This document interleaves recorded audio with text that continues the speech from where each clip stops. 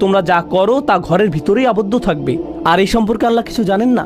আল্লাহ জানেন এবং তিনি তার রসুলকেও জানিয়ে দিয়েছেন আল্লাহর কাছে গোপন কিছুই নেই, তোমরা প্রকাশিত হয়ে গিয়েছ।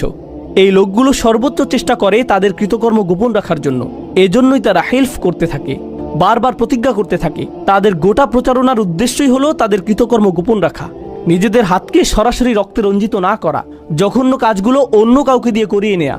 এই জন্যই তারা নামিমাহ করে বেড়ায়। আর আল্লাহ কি করলেন?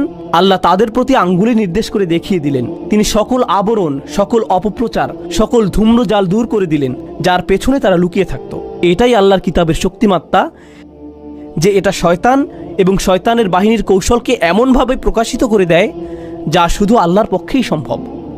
আল্লাহ আমাদেরকে সত্যের পথে দৃঢ় থাকার সামর্থ্য দান করুন, আমাদেরকে ব্যক্তিগতভাবে এবং উম্মাহ হিসেবে রক্ষা করুন, যাতে আমরা কখনোই এখানে বর্ণিত মানুষগুলোর চক্রান্তর জালে আটকা না পড়ি।